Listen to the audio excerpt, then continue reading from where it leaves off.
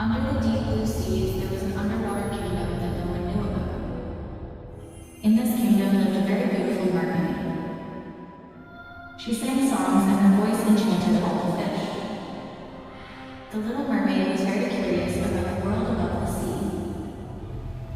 Sometimes she would come to the water's surface and secretly watch fishermen's boats and happy people playing on the beach. One day she saw a big ship on the water. The ship's captain was a handsome prince. As soon as the little mermaid saw the prince, she liked him very much. But suddenly, a storm broke out. The ship was tossed and broken apart. The prince fell into the sea and was in danger of drowning. The little mermaid quickly swam and saved the prince. She brought him to the shore and sang him beautiful songs until he woke up. The prince finally opened his eyes. The mermaid panicked and returned to the sea. The prince watched her from behind. Every day he went to the beach hoping she would return. Seeing that the prince had been waiting for her for days, the little mermaid went to the sea witch. She said to her, "I want to become human." The witch said, "If you give me your voice, I can magically give you a pair of legs." The mermaid agreed. She drank a drop of the potion the witch gave her. Her fish tail turned into a pair of human legs, but she couldn't open her mouth to say a single word. Finally, she mustered the courage to go to the beach and met the prince. The prince thought she was the one who saved him, but he said he couldn't believe it for hearing her voice. "The person who saved me was singing beautiful songs, but you're not even talking to me." The mermaid was very sad about this. The underwater king, who heard about what happened to his daughter, used the power of the oceans to break the witch's spell. Thus, the mermaid's voice returned, and with her magical voice, she sang a song to the prince. The prince was finally convinced that the little mermaid was the one who saved him. "I remember this voice, yes, it was you. You saved my life." Thus, the mermaid understood that courage was the greatest magic. She showed everyone that love and courage can overcome any obstacle. And she lived happily ever after with the prince. Once upon a time, in a land covered in snow, lived the Snow Queen. Although the Snow Queen felt very lonely in her palace, she never told anyone. The Queen's ice palace stood atop a silent mountain. One day, the Queen saw two siblings living in a small village, Kai and Gerda. She was very fond of how cheerful and lively they looked. She thought, if someone comes to the palace with me, my loneliness will end. One night, while Kai and Gerda were listening to a fairy tale their grandmother was telling, a very strong wind blew.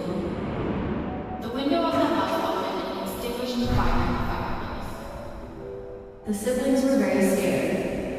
The wind was so strong that Kai couldn't hold on any longer and flew out the window. Right in front of him, he saw the Snow Queen.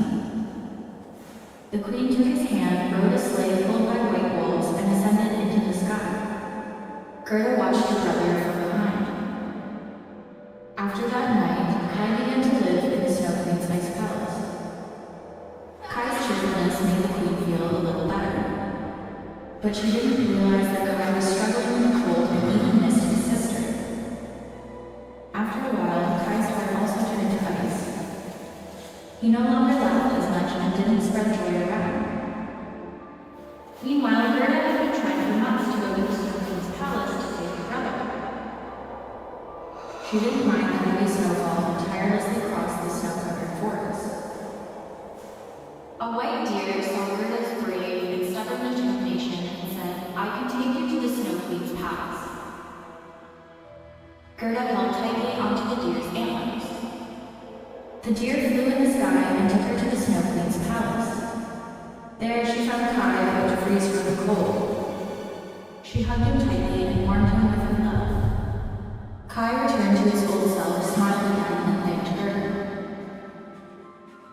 When the Queen saw this moment, she realized how much harm she had caused the two siblings. From that day on, Gerda and Kai occasionally invited the Queen to their home and befriended her. The Queen no longer felt lonely, because she now knew that love was a power that could melt ice and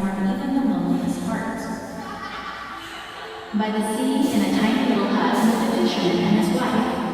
The fisherman was happy with his life, but his wife was never happy. One day, the fisherman caught a fish that shone like gold in the sea. While he looked at the fish in astonishment, the fish suddenly spoke and said, "I am an enchanted prince. If you set me free, I will grant one of your wishes," he said. But the fisherman had no wishes, so he put the fish back in the water. When he returned home, he told his wife what had happened. His wife said, "How can you miss this chance? Go and wish for a new house." The fisherman immediately went to the sea and told the fish his wife's wish. The fish said, "Go home. Your wife now has the house she wanted." The fisherman truly saw that his tiny hut had turned into a big, beautiful house. But his wife said, "This house is small. I want a palace. Go and ask the fish for a palace." The fisherman went back to the sea and conveyed the wish to the fish. The fish said, "Go home. Your wife now lives in a palace." His wife started living in the palace, but that did not make her happy. She said, "I want to be an empress. Go and ask the fish for that." The fisherman went back again to the golden fish and conveyed his wife's wish. The fish said, "Your wife is now an empress." But his wife was not satisfied with that either. She said, "I want to live above the clouds. Go and ask for that for me." Reluctantly, the fisherman went to the fish and stated the wish. The fish said, "The wish is granted. Your wife now lives above the clouds." The fisherman could neither see nor hear his wife anymore. In the end, unable to stand it, he went to the fish.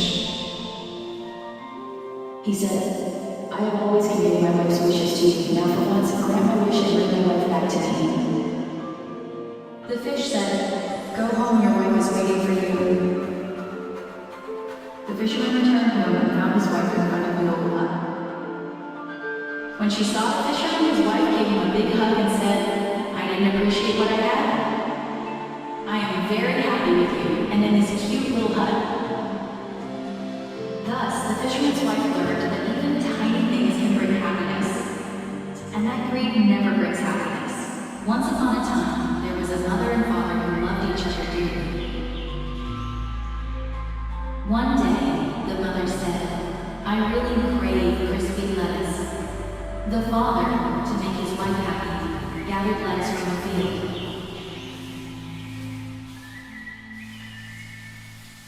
It turns out the owner of the field was an evil and jealous witch. She captured the father and said, "If your baby's hair is long and golden, you will give her to me."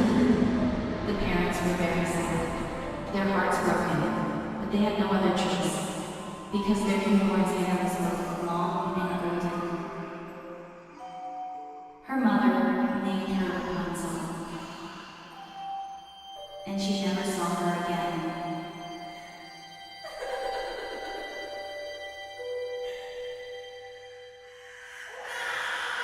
The witch locked Rapunzel in a tall tower. The tower had no stairs. It only had a single window. Whenever the witch wanted to visit, she would shout, "Rapunzel, let down your golden hair." Rapunzel let it go, and the witch climbed up, holding onto her hair. Rapunzel lived alone in that tower for years. One day, a handsome prince heard Rapunzel's request. Imitating the witch, he shouted, "Rapunzel! Let down your golden hair." Rapunzel let her hair fall from the window. But when she saw that the person was someone else, she got very scared. The prince said, "Don't be afraid, I'm your friend." And over time, they became friends. The prince made a plan to help her escape the town, and each time he came, he brought a piece of cloth.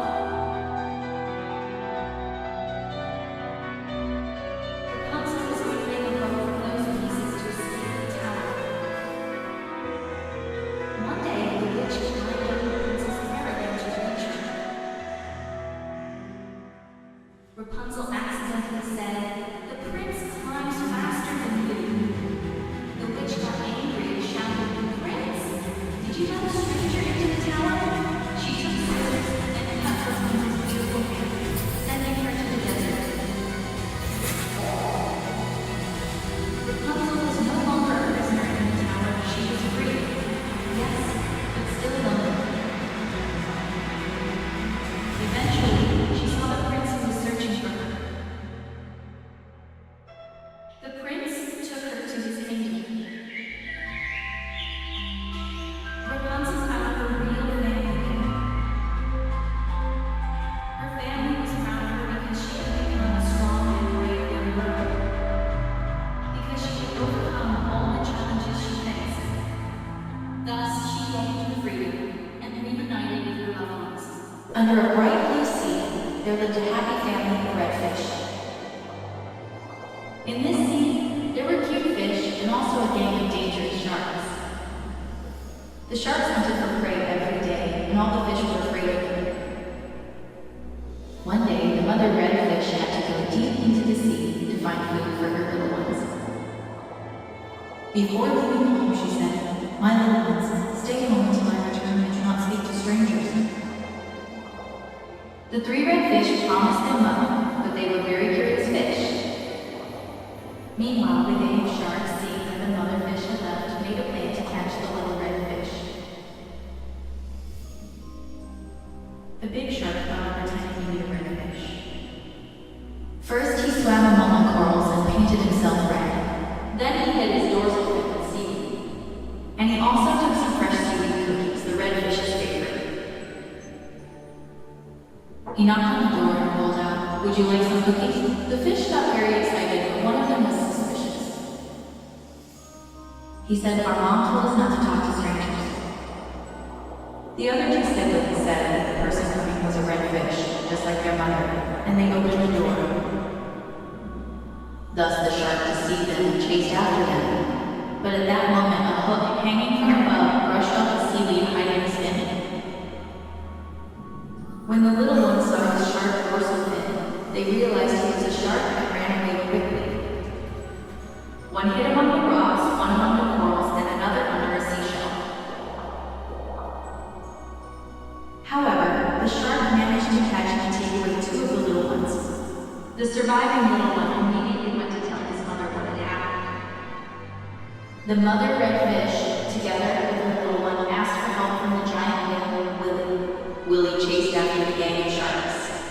Just as the sharks were about to eat the little ones, Willie caught them all in one go. Willie asked, "Will you ever harm the little fish again?" The sharks replied fearfully, "No, we won't. We promise."